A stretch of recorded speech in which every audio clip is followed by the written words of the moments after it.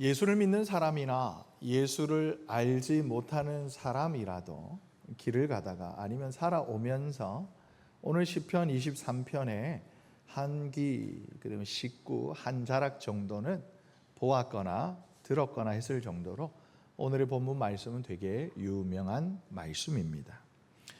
오늘 본문의 저자인 다윗은 여러분 목동이었어요. 그리고 이 양을 치는 목동이었는데 정말 성실한 목동이었습니다. 어떻게 알 수 있느냐? 그가 사무엘상 17장의 말씀을 보면요, 이제 이스라엘과 블레셋이 전쟁을 할 때에 다윗의 아버지가 이제 다윗의 형들이 전쟁에 나갔으니 형들에게 좀 갖다 주어라 라고 도시락을 가지고 심부름을 보냈어요. 그곳에서 다윗은 이렇게 안절부절 못해 하지 않는 이스라엘 군을 만나게 되고, 그리고 왜 그런가 하여 살펴보았을 때 블레셋 장수 중에 골리앗이라는 키가 거의 3m에 이르는 큰 사람으로 인하여 이스라엘 군대가 이렇게 어찌할 바를 모르구나라는 것을 깨닫게 됩니다. 그리고 17장 32절 35절에 보면 이제 다윗이 사울 왕 앞으로 나아가서 말합니다. 내가 나를 보내시면 제가 저 사람과 싸워서 이기겠습니다 라고 이렇게 이제 말을 하자 사울이 비웃어요. 보니까 다윗은 아담한 체격에 이렇게 얼굴도 이렇게 발그레한 말 그대로 그냥 꽃미남, 이렇게 이제 뭐라고 그러죠? 꽃미남은 성인이면 아무튼 미소년이었던 거죠. 그런데 그러면서 뭐라고 그러냐면, 너는 이렇게 작고 아담하고 이쁜 미소년이지만 저 골리앗은 나면서부터 거인이었고 나면서부터 용사였다라고 이야기를 해요. 그러자 이제 다윗이 자기에 대하여서 변론하는 말 중에 나온 것이 뒤를 이어보면, 우리 아버지가 저에게 양을 맡겨서 양을 돌보라 하셨을 때에 작은 소년이지만 사자나 곰이 와서 여러분 우리 양떼 가운데 이 양 새끼를 물어가며 내가 그것을 어떡할까라고 이렇게 그냥 손에 놓고 쳐다만 본 것이 아니라 그 뒤를 쫓아가서, 그러니까 사자나 곰을 때려서 그 입에서 새끼를 건져내었고, 그가 이제 두루 맞아가지고 아야 이러면서 입을 벌려서 사자가 새끼 양을 놓았다가 정신을 차려서 뭐야 하고 혹 나를 삼키려 절며들면 어떻게 해요? 어떻게 했다고요? 한 손에는 수염을 잡고 사자 싸대기를 날리면서 이렇게 쳐 죽였습니다. 여러분, 어른인 저도요 동물원에 가서 감히 사자 앞에, 감히 곰 앞에, 물론 저를 보시면 곰 같다라고 생각하실 수는 있겠지만 그 곰 앞에 여러분 제가 길을 펴고 그와 싸워서 무언가를 이렇게 다툰다라는 건 생각할 수도 없을 것 같아요. 그런데 다윗이 말하는 거예요. 제가 이처럼 아버지 양을 돌보기 위하여서 물불을 가리지 않고 돌보았습니다 라고, 나는 성실한 목동이었습니다, 성실한 목자였습니다 라는 것을 이렇게 항변한 말씀이 있어요. 이 말씀을 보아 다윗이 얼마나 자기의 양떼들을, 아버지의 양떼들을 돌보는 일에 열심을 다하였는지 성실히 임하였는지를 우리가 살펴볼 수가 있어요. 여러분, 성실한 목자, 착한 목자는 바빠요. 쉴 틈이 사실은 잘 없어요. 우리 2절의 말씀 우리 함께 보겠습니다. 그가 나를 푸른 풀밭에 누이시기도 하고 쉴 만한 물가로 나를 인도하신다. 여기서 말한 나는 누구를 말할까요? 고백상에서는 화자인 다윗일 수도 있겠습니다만은 마치 이 영화 속의 또 한 장면을 들여보다시피 하면 이 고백은 목자의 뒤를 따라가는 양의 고백과도 같은 거예요. 내 앞에 있는 이 목자는 굉장히 성실한 목자로서 내가 먹을 풀밭을 찾아서, 그리고 내가 마실 물가를, 쉴 만한 물가를 찾아서 부지런히 찾고 부지런히 나를 인도한다라고 말하고 있어요. 그러니까 성실한 목자, 착한 목자는요, 양이 굶주리지 않도록 늘 언제나 푸른 풀밭이 어디에 있을까, 가만히 앉아 쉰다고 해서 쉬는 것이 아닌 거예요. 인이나 양떼가 오지 않는가 살필 뿐더러 어디로 가야지만 이제 남은 또 풀밭을 찾아갈 수 있을까? 그리고 풀을 먹인 다음에는 어디를 가야 얘네들이 마실 물을 찾을 수 있을까? 늘 고민하고 높은 곳에 올라가서 살펴, 그리고 다시 내려와서 양들을 인도하는 일로 말미암아 하루 종일 분주해요. 뿐만 아니라 저녁이 되면 사자나 곰이라고 표현했습니다마는 이외 이리떼, 늑대들이 양들을 덮치지 않도록 하나하나 불러 모아서 이름을 불러가며 양들을 안전한 울타리에 집어넣습니다. 그리고 울타리를 단단히 잠궈 둔 후에 양들은 이제 고요한 밤, 거룩한 밤, 어린 양들이 잘 쉬는 그 밤에 목자는 잘 자지도 못해요. 왜요? 들짐승이 울타리를 넘어올까 봐 순번을 이렇게 정하여서 밤새 그것들을 지키는 거예요. 그리고 간혹 이렇게 이제 울타리 안으로 양떼를 들이다가 다리를 쩔룩쩔룩 하는 애들이 있으며, 양들이 있으며, 그놈들은 따로 빼어다가 곁에 두고 약을 바르고 붕대를 감싸주면서 이렇게 완전히 건강을 회복할 때까지 이렇게 옆에 끼고 돌봐요. 그리고 혹 숫자가 또 모자르면 한 놈, 두식이, 석삼이, 너구리, 오는 뭐예요? 나게 뭐가? 오징어. 그렇지. 육은 뭐야, 나경아? 육개장이야? 네, 육개장. 뭐 칠뜨기, 이렇게 팔보기 이런 식으로 부르다가 없어요. 없으면 어떻게 해요? 예수님의 비유대로 99마리는 안전한 울타리에 두고 잃어버린 한 마리를 찾아서 어둑어둑해지는 광야를 지팡이 하나 들고 과감하게 나아가는 것이에요. 이처럼 여러분, 목자의 뒤를 따라가는 양, 특히 성실한 목자는 그 뒤를 따라오는 양들을 위하여 부지런히 살피고 인도할 뿐만이 아니라 부지런히 돌보셔요. 그리고 이어진 말씀에 보게 되어지면 그가 나를 푸른 풀밭에 누이신다. 여러분 이미지 어떠세요? 굉장히 이제 우리 유행가 가사처럼 저 푸른 초원 위에 그림 같은 집을 짓고, 이거 뭐 발라드가 아니죠. 굉장히 뽕짝 흥이 나는 노래인데 잔잔한 이런 목가적인 저는 이런 풍경이 우리 머릿속에 이미지로 그려질 것 같아요. 여기서 푸른 불밭, 그래 맞아요. 히브리어로 보면 네옷 데쉐예요. 말 그대로 데쉐는 풀밭이라는, 초장이라는 의미예요. 하지만 네옷라는 말은 아름다운 이런 게 동산이라는, 이쁜 야트막한 동산이라는 거예요. 말 그대로 네옷 데쉐는 말 그대로 아름다운 푸른 동산으로 볼 수가 있을 것 같아요. 메마른 광야를 지나는 나그네라면 누구나도 그 아름다운 동산에 저기는 쉴만한 그늘이 있고 마실 만한 물이 있겠다 싶어서 거기에 기대어 잠시나마 쉬고 싶은 마음일 거예요. 그런데 여러분, 이 네오테셰라는 말에 이어서 누이신다라는 말, 여러분 이미지는 어때요? 이 양이 있으면 하얘니까 이거 수건을 양이라고 생각하세요. 양을 이렇게 잘 해서 이렇게 자 누자 이럴 것 같죠. 근데 여기서 누이신다라는 히브리어는요, 마르비츠라는 말이에요. 이 말의 이런 어근 라바츠는 눕다라는 이렇게 말의 뜻을 가지고 있는데, 이 히브리어가 요즘 현대 히브리어에 오면 어떤 의미냐면 이 뭐예요? 볼펜이죠. 조금 길면 우리가 작대기라고 하죠. 몽둥이로 이렇게 두들겨 패서 때려 눕힌다라는 의미가 있어요. 우리나라 말에도요, 여러분 고어와 현대어에 단어는 같지만 의미나 뉘앙스가 약간 차이가 있는 말들이 있어요. 일례로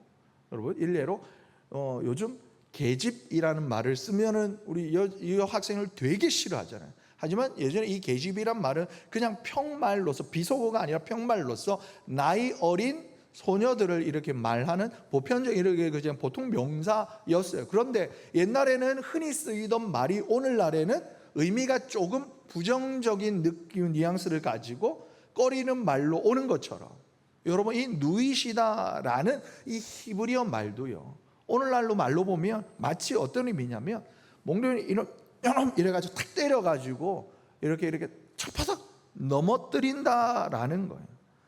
여러분 원문이 가진 이 의미를 최대한 살려서 현대어로 번역을 해보면 우리가 생각하는 시편 23편이 고요하고도 평화로운 목가적인 분위기는 어디로 이렇게 그런 분위기와 낭만은 순식간에 사라져버리는 대신에 목자의 이렇게 길다란 몽둥이에 이렇게 맞아가지고 들어 누워가지고 매 하면서 이렇게 얼굴 이렇게 시뻘게 가지고 혹도 이렇게 나가지고 이렇게 매 하고 있는 양들이 여기저기 널브러져 있는 그런 이미지 상상이 되세요? 그런 이미지로도 오늘 본문을 우리가 살펴볼 수 있는 거예요. 이게 어찌된 일일까? 여호와는 나의 목자시기 때문에 내게 부족함이 없다 했는데, 그리고 그렇게 고백하는 이들에게 우리에게는 우리를 푸른 불밭에 누이시고 실마른 물가로 인도하신다라고 고백하고 있는데, 어떻게 이런 목자가 양들을 때려 눕힌단 말인가? 여러분, 오늘 시편 23편의 1절과 2절을 다시 번역해서 읽어드리자면, 저는 제가 오히려 우리 목사님이, 강정원 목사님이 구약학을 더 깊이 전공하셨습니다마는 히브리대 박사이신 조성훈 목사님의 사역이에요. 사적으로 개인 번역이에요. 히브리대 박사시죠. 그분의 번역을 따르면 여호와는 나의 목자시니 혹 내게 결핍이 있을 리가 없어. 그리고 비록 그가 나를 푸른 불밭에 눕게 하시고 때때로는 우리를 훈육하시더라도 나는 기뻐할 수 있습니다. 어떻습니까? 조금은 이미지가 구체적으로 다가오셔요? 네. 느낌이 다르죠. 그런 거예요. 양의 눈은 여러분 근실해요. 가까운 곳만 본대요. 먼 곳을 볼 수 없어요. 이걸 조금 이렇게 의미를 풀어 설명하자면, 양은 먼 미래를 생각할 수도 이렇게 꿈꿀 수도 없는 존재예요. 하지만 그 앞에 놓여진 푸른 풀밭과 실만한 물가는 목자이신 주님이 저와 여러분이 우리의 삶에 주시기를 원하시는 우리의 미래의 청사진인 겁니다. 그러니 세상 가운데서 우리의 영적인 눈이 선과 악의 이런 조차 구별일조차 힘들어져 버린 주의 자녀들인 우리에게 우리 주님은 때때로 인생 지팡이와 인생 채찍, 시련의 지팡이로 이렇게 이놈하고 탁 때려서라도 어떻게 해요? 우리를 결국은 평안으로 인도하신다라는 거예요. 그러므로 오늘 시편 23편의 고백은요, 하나님이 목자이시기 때문에 현재는 궁핍과 현재는 곤란 가운데 내가 처해 있다 하여도 결국은 나의 주님 때문에 내 영혼이 배부르게 될 것이고, 나의 주님 때문에 비록 내가 지금은 광야길을 걷고 있다 할지라도 결국에는 푸른 풀밭에 다다를 것이다 라는 믿음에 근거한, 믿음에 기초한 노래요, 시요, 고백인 것입니다. 그렇게 노래하는 이 화자는 결국 어디로 가게 되는가를 우리가 한번 생각해 볼 필요가 있겠어요. 여러분, 박진영 씨 아시죠? 박진영 씨 아시죠? 누가 더 잘생겼게요? 네. 지난 주일에 설교 때 누구야? 김수로의 뭔 수로야? 김수로 맞습니까? 김수로 씨 사진을 보여드렸더니 제가 일부러 그래서 사진을 안 준비했어요. 김수로 씨가 더 잘생겼다고 하신 분들이 많아서. 박진영 씨가 이런 말을 했어요. 그가 굉장히 가수로서도 그리고 사업가로서도 굉장히 성공했잖아요. 당연히 돈을 많이 벌었겠죠. 그래서 그가 호텔 펜트하우스를 빌려서 일주일에 나흘 또는 닷새를 사람들을 불러가지고요, 매일같이 파티를 열면서 방탕한 삶을 살았다고 그가 이야기를 해요. 그러다가 그 생활을 2년 가까이 했대요. 그러다가 어느 날 아침에 눈을 탁 떴는데, 눈을 떠서 눈앞에 보니까 뭐예요? 모두가 다 술에 쩔어가지고 여기저기 사람들이 널브러져 있는데, 그 앞에 자기가 이렇게 딱 서서 순간적으로 말씀 중에 죄송합니다만 그 자신을 향하여서 어휴 병신, 이런 생각이, 이런 말이 자기도 모르게 딱 나왔대. 그 순간 그날로 그 삶을 끊어버렸대. 자기가 이전까지는 음악이 자신의 인생의 최종 목표라고는 생각하지는 않았대요. 다만 행복한 삶이란 사람들과의 관계성 속에서 오는 거다라는 생각을 가지고 많은 사람들과 교제하고 많은 사람들과 어울려 사는 삶을 그는 지향을 했었다라는 거예요. 그런데 그것이 자기에게 자기 영혼에 참 만족을 줄 수 없었다라는 것을 깨달았다는 거, 어느 날. 그러면서 그가 이런 이야기를 하더라고요. 자, 그가 정말 열심히 삶을 살았잖아요. 우리가 세상 사람들도, 예수를 믿는 사람들도 자기의 주어진 삶을 정말 열심히 살아가기 위하여서는 삶의 목적 또는 삶의 이유, 그러니까 왜, 그 표현으로는 왜가 있어야 된다는 거예요. 내가 왜 열심히 해야 되는지, 내가 왜 돈을 벌어야 되는지, 내가 왜 저 자리 저 학교에 가야 되는지, 내가 왜를 가진 사람은 정말 열심히 살아간대요. 그런데 그것이 전부가 아니라 정말 올바른 삶을 살아가기 위해서도 자기가, 요즘 박진영 씨가 나름 예수님, 하나님을 믿고 예수님을 열심히 알아가려고 막 나름 노력하는 사람인 것 같아요. 이게 정말 올바른 삶을 살기 위하여서도 동일하지만 다른 의미로서의 왜라는 질문이 내 안에 있어야 된다라고 그가 이야기를 하더라고요. 왜냐하면 내 안에 별의별 욕구들이 막 이렇게 솟구쳐 올려오는데, 그럼에도 불구하고 세속적이고도 온갖 음탕하고 음란하고도 온갖 죄악적인 그런 모든 욕구를 억누를 수 있을 만한 내 삶의 이유가 확실한 사람만이 올바른 삶을 살아갈 수 있는 거다라는 것을 그가 깨닫게 되었다라는 거예요. 그리고 그가 비로소 이 답을 찾고 나니까 이전과는 다른, 이전에 비해서는 훨씬 단순하고도 단편적이고도 훨씬 더 뭐랄까요, 이렇게 뭔가 이벤트가 없는 정말 잔잔한 삶을, 어떻게 보면 무미건조하리만큼 심심한 삶을 살아가는데, 매일 아침에 눈 뜨고 매일 저녁마다 매일 밤마다 눈을 감아 잠을 자는 그 일상이 너무나 행복하더래요. 너무나 행복하더래요. 어떻게 그렇게 고백할 수 있느냐? 그가 왜라는 질문을 하게 되었을 때 그 왜라는 질문의 정답을 그가 발견하고 만났기 때문에 그런 거예요. 사랑하는 성도 여러분, 우리가 사는 세상은, 사람은요, 우리의 영혼의 목마름을 해결해 줄 수 없어요. 오직 우리를 지으신 창조주 하나님만이, 우리가 믿고 의지하는 내 구주 예수님만이 우리가 다시는 목마르지 않는 생수로 우리의 영혼을 시원하게 하실 수가 있는 거예요. 이것을 오늘 다윗이 고백하는 거예요. 쉴만한 물가로 나를 인도하시는 분, 바로 내 주님 여호와이십니다. 고백하는 거예요.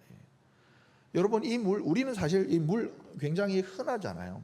마시다가 조금 남으면, 저도 뭐 사실 오늘 많이 남으면 준비해 주시는 분 성의를 생각해서 마시기도 하고, 때로는 정말 목 안 마르면 한 모금 하지도 않고 내려놓고 가지만, 정말 저기 사막이나 메마른 땅 광야에서는 상상할 수 없을 행동이잖아요. 거기에는 작은 물 이렇게 한 줌이라도 정말 소중하게 생각하고, 말 그대로 생명과도 같은 거예요. 여러분, 나를 쉴 만한 물가로 인도하신다라는 이 고백은요, 메마른 땅 광야와도 같은 삶뿐만 아니라 실제로 광야를 걸어가는 나그네에게는 정말 생명과도 같은 말씀이자 생명과도 같은 우리 주님의 약속인 거예요. 이사야 선지자는 그의 41장에 그의 글에 보면 하나님의 은혜로 말미암아 광야가 푸른 초장으로 변하는 모습을 믿음으로 보게 되어집니다. 그래야 해서 이사야 41장 17절과 18절에 이렇게 노래해요. 가련하고 가난한 자가 물을 구하되 물이 없어 갈증으로 그들의 혀가 마를 때에 나 여호와가 그들에게 응답하겠고 나 이스라엘 하나님이 그들을 버리지 아니할 것이라. 내가 헐벗은 산에 강을 내고 골짜기 가운데 샘이 나게 하며 광야가 못이 되게 하며 저수지 마른 땅이 샘의 근원이 되게 할 것이다. 우리 예수님은 사마리아 성의 여인과 함께 뭐라고 그러십니까? 요한복음 4장 14절에서 보면 내가 주는 물을 마시는 자는 영원히 목마르지 아니하리니 내가 주는 물은 그 속에서 영생하도록 솟아나는 샘물이 될 것이다. 뿐만 아니라 요한복음 7장 37절 38절에 명절 끝날 큰 잔치로 예루살렘에 많은 사람들이 모여 있을 때 예수님이 서서 외쳐 말씀하십니다. 누구든지 목마르거든 내게로 와서 마셔라. 나를 믿는 자는 성경의 이름같이, 그러니까 그 당시는 구약 말씀이죠. 예언, 수많은 선지자들과 예언자들의 그 예언의 말씀과 같이 그 배에서, 그 속에서, 그 영혼에서 생수의 강이 흘러나올 것이다 라고.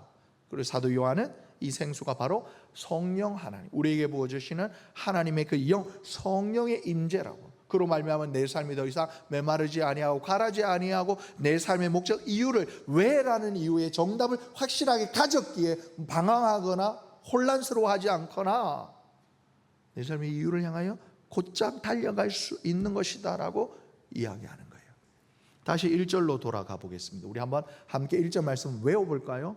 여호와는 나의 목자시니 내게 부족함이 없으리로다. 우리 자막을 준비해 주시는 전도사님 센스 있게 싹 없애버리셨어요. 그대로 남겨주셨으면 다 큰 소리로 읽으셨을 텐데 우리 다 외우실 수 있죠?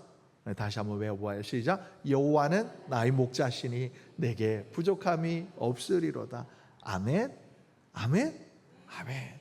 너무나 아름다운 말씀이잖아요.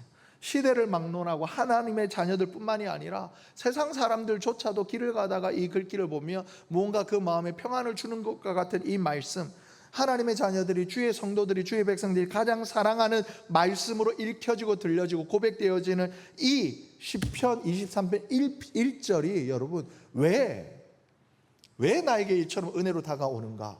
여러분 그 이유를 한번 생각해 보셨어요?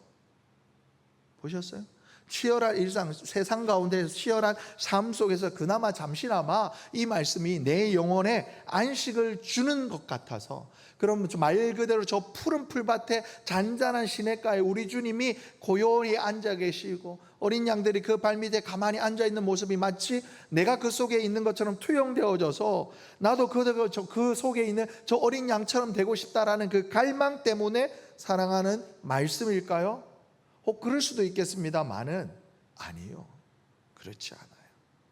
여러분, 저와 같은 목회자들은 말 그대로 성경을 늘 연구하고 묵상하고 말씀을 준비하는 사람들이에요. 늘 성경을 삶의 이런 구조적으로 가까이 할 수밖에 없어요. 가까이 하지 아니하고는 이렇게 많은 하나님의 말씀들을 여러분들에게 이렇게 전해 드릴 수가 없어요. 그러다 보니까 늘 하나님의 말씀을 읽고 말씀을 묵상하고 또 이 말씀의 주인이 되시는 하나님에 대해서 늘 묵상합니다. 그리고 그로 인하여서 얻게 된 통찰을 가지고 그것을 여러분들에게 전하는 것이에요. 하지만 여러분들과 같이 세상 속에서 여러분 자신의 일을 하는 우리 일반 성도님들이 나의 삶 가운데, 나의 일상 가운데 하나님의 모습을 발견하거나 그걸 투영하여서 보며 통찰할 수 있는 것 정말 어렵습니다. 원래는 불가능합니다 라고 쓰다가 불가능이 어디 있을까? 간혹 저보다 더 은혜로운 분도, 은혜로운 삶을 살아가신 분도 계시리라 믿어 의심치 않기에 어렵습니다 라고 표현을 바꿨어요. 여러분, 다윗은 목동이었어요. 그는 그의 삶을 자리는 성소가 아니었어요. 광야였어요. 랍비도 제사장도 서기관도 아니었어요. 그냥 말 그대로 눈 뜨면 아버지 양들을 데리고 들러 나가서 먹이고 마시게 하고 잘 이렇게 다독여서 저녁이면 집으로 돌아와 이렇게 허드렛 심부름하다가 잠을 자는 목동이었습니다. 그런데 다윗이 자신의 일상을 토대로 하여서 자신의 경험을 그 근거로 하여서 아주 단순하고도 반복적인 일상이지만 내가 이 양들을 정말 성심껏 성실하게 돌보듯이 하나님이 지금 내 삶을 이와 같이 돌보시는구나 라는 사실을 깨닫습니다. 그리고 그로 말미암아 그가 고백하는 거예요. 거기에서 나온 고백, 여호와는 나의 목자. 오늘 말씀의 제목, 주는 나의 목자. 여러분, 이 짧은 고백은요, 그가 랍비도 서기관도 제사장도 아니었던 목동인 다윗이 얼마나 그의 일상 시간 가운데 얼마나 많은 시간을, 그리고 얼마나 깊은 묵상으로 그의 평범한 일상에서 하나님과 동행하였는지를 단편적으로 저와 여러분에게 알려주는 거예요. 우리 하여금 깨닫게 해주는 본문인 거예요.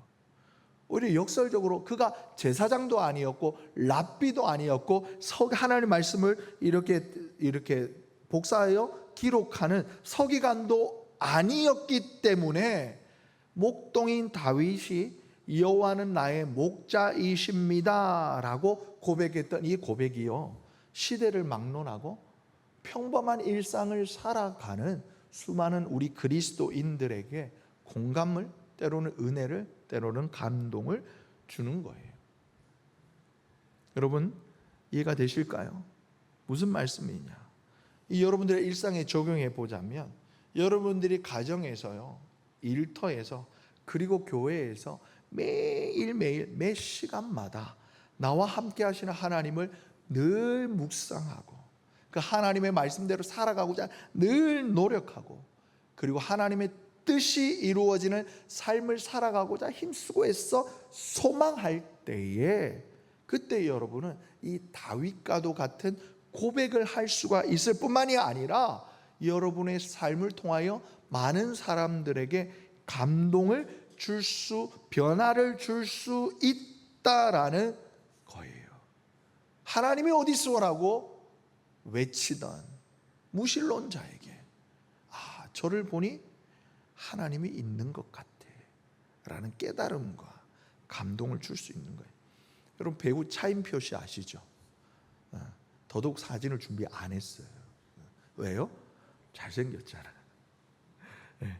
차인표 씨가, 그가 물론 그의 삶을 선한 영향력으로 많은 사람들이 이렇게 존경해 오고 있습니다만은, 그가 재벌집에서 이렇게 태어났죠. 하지만 그의 아버지가 그를 바르게 교육하고자 그를 유학을 보냈습니다만은 별다른 지원을 해주시지 않았어요. 그래서 그가 20살 때 미국으로 유학을 갔을 때, 낮에는 학교에서 공부를 하고 밤에는 아르바이트를 했대요. 그중에 그가 했던 아르바이트 중에 하나가 뭐냐면, 시립정신병원에서 간호 보조사로 일을 하면서 밤이 되었을 때 그 환자 중에 이렇게 여러 가지 마음의 병이 있으신 분들 가운데 스스로 생명을 끊으시려고 하는 분들이 계시대요. 그분이 그런 나쁜 선택을 하지 않도록 그 사람을 밤새도록 쫓아다니면서 이렇게 다른 액션을 취하지 않고 그냥 지켜보는 거래요. 좋은 것을 보고 있는 것이 아니라 늘 부정적인 모습을 그가 매일 밤마다 보고 그 사람을 이렇게 지켜봐야 되는 거죠. 아무도 이렇게 그 아침에 쓰겠죠, 보고서를. 어젯밤에는 아무 이상 없었어요. 그러다가 이렇게 크리스마스가 되었대요. 그러면서 그 순간 그가, 내가 지금까지 겪어온 21번의 크리스마스 중에 가장 외롭고 가장 비참한 크리스마스를 내가 오늘 보내고 있네라는 생각을 했었대요. 그러다가 문득 그가, 차인표 씨가 그 이제 영상에서는 그렇게 이야기를 했어요. 표현을, 새벽 한 2시쯤에 그가 공상을 했대요. 상상을 했대요. 그 일반적인 인터뷰나 이런 영상이니까 그런 표현을 썼는데, 우리로 보자면 묵상을 한 거죠.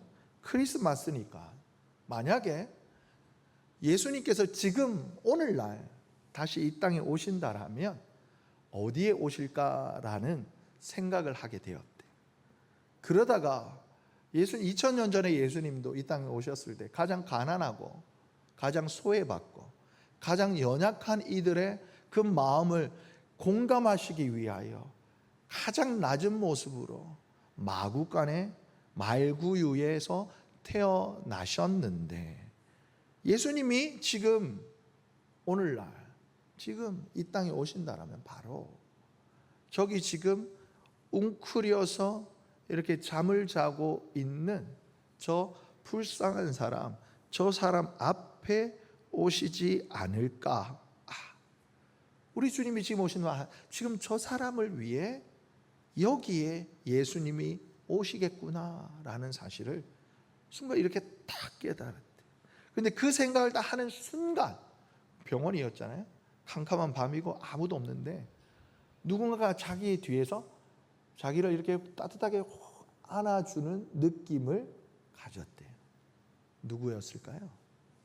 그렇죠, 성령님으로 임하시는 우리 주님, 우리 하나님께서 바로 거기에 있던 차인표 씨를 사랑하는 아들아, 잘하였다, 안아주신 거예요. 네가 내 마음을 알았구나. 그러면 여러분, 차인표 씨의 삶에 대해서 우리가 좋은 미담들 참 많이 있잖아요. 여러분, 다윗에게는요, 우리 주님이 목자처럼 다가오셨어요. 그리고 누군가에게는 마치 이제는 더 이상 볼 수 없는 그리운 친정 엄마와 같이 우리 하나님이 찾아오시고, 너무나 듬직한 우리 아빠의 모습으로 우리에게 찾아오시기도 하고, 누군가에게는 사랑을 속삭이는 연인의 모습으로 찾아오시기도 하며, 더 이상 내 힘으로 아무것도 할 수 없어 눈물 흘리는 이에게는 나만 믿으면 돼, 문제 해결자요 강한 능력에 전능하신 하나님으로 찾아오시기도 하고, 누구에게도 내놓지 못한 고민을 가지고 마음속에 고민하고 있는, 끙끙 앓고 있는 이에게는 왜 그래? 나에게 털어놓으렴. 상담자, 위로자로 우리 하나님이 찾아오시기도 하십니다. 그처럼 우리 주님은요, 우리의 삶에요 정말 다양한 모습으로 우리의 삶에 들어오시기를 원하시는 분이에요. 마치 요한계시록의 3장의 말씀처럼 누구든지 내 음성을 듣고 문을 열며 내가 들어가 그는 나로 나는 그와 더불어 먹고 마시리라. 여러분, 우리 주님이 우리에게 원하시는 것이 이것이고, 여러분, 다윗은 이것을 그대로 살아내었던 것입니다. 여러분, 다윗은 나의 주님을 목자로 고백했어요. 그렇다면 오늘을 살아가는 여러분들은 우리 주님을 어떤 모습으로 보기를 원하십니까? 하나님이 어떤 모습으로 나에게 다가오시기를 원하시냐라는 거예요. 지금으로부터 약 한 3,000년 전 이스라엘 땅 베들레헴에서 양을 치다가, 양을 돌보다가 나의 목자가 되신 하나님을 경험했던 것처럼, 이 다윗처럼 여러분들의 오늘의 삶 가운데 내가 소망하는 이 하나님을 발견하시고 또한 느끼실 뿐만이 아니라 그 안에서 안식하시는 사랑하는 우리 선함의 권속들 되시기를 예수님의 이름으로 축복합니다. 그리고 그로 말미암아 여러분들이 내가 만난 하나님을 고백하는 삶을 살아갈 때, 아직 하나님을 알지 못하는 많은 사람들이 저와 여러분이 고백하는 나의 하나님, 나의 주님, 그 고백으로 말미암아 또 우리 하나님을 알고 경험하고 깨닫고 되는 이 놀라운 축복의 역사가 일어나기를 예수님의 이름으로 축복합니다.